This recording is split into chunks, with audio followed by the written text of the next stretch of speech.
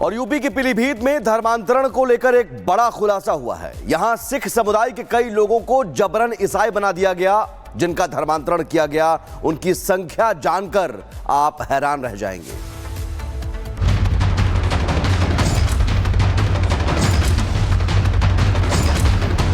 लोग को धर्मांतरण में मजबूर होना पड़ा और उसमें कई शख्स ऐसे रहे जिन्होंने जबरिया इसको कराया है।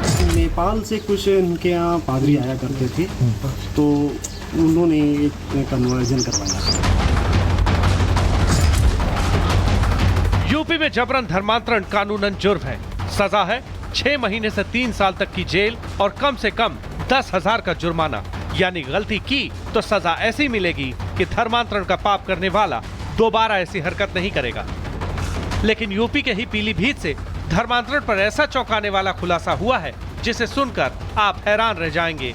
यहाँ 1-2 नहीं बल्कि 3,000 से भी ज्यादा सिख धर्मांतरण का शिकार हो गए। खासकर नेपाल से सटी सीमा पर यह पूरा खेल धड़ल्ले से चल रहा है और इनके निशाने पर गरीब राय सिख समुदाय के वो लोग हैं जो पहले से ही आर्थिक और शैक्षिक रूप से पिछड़े हुए हैं। सबसे पहले तस्वीर बेल्हा गांव की, जहां गुरुद्वारा कमेटी के सचिव पीजी सिंह ने आरोप लगाते हुए बताया कि यहां के हजारों सिखों को बहला फुसलाकर उनका धर्म परिवर्तन कराया जा रहा है। उन परिवारों ने सबने ये कहा कि ना तो हम पहले धर्म बदले थे ना अब। अगर शंका है किसी को तो हम लोग अपने गुरुद्वारे में वापसी कर रहे हैं। ना तो किसी का हमारे ऊपर दबाव है ना कोई है। हम अपनी मर्जी से गुरुद्वारे में आए हैं और इसी धर्म के हैं, इसी धर्म में रहेंगे।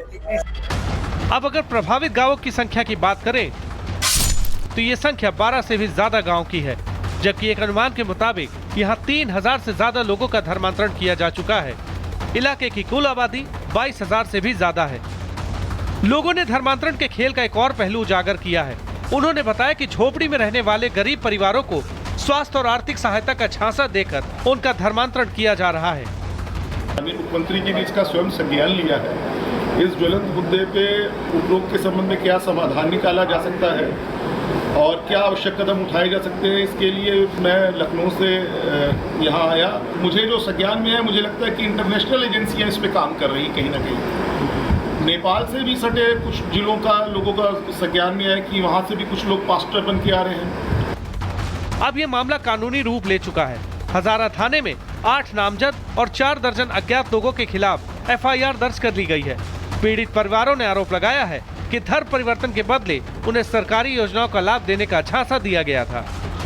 ये बड़ा गंभीर विषय है। इस पर हम लोग बड़ी गंभीरता से इस पर और बड़ी कठोर कार्रवाई करेंगे। तो मैंने अभी जानकारी पूछी है कि क्या क्या चीज़ें हैं इसमें, तो इस पर जरूर हम लोग कार्रवाई करेंगे। प्रदेश में 2022 में लागू धर्मांतरण विरोधी कानून के तहत कार्रवाई शुरू हो चुकी है, लेकिन सवाल ये है कि क्या सिर्फ कार्रवाई से ये खेल रुक जाएगा? फिलहाल धर्म के नाम पर हो रही साजिश ने सभी को हैरानी में डाल दिया है। इसे लेकर जांच और कार्रवाई कितनी दूर तक जाती है और कितने चेहरों से पर्दा उठता है, ये देखना दिलचस्प होगा। Bureau report, Republic Bharat.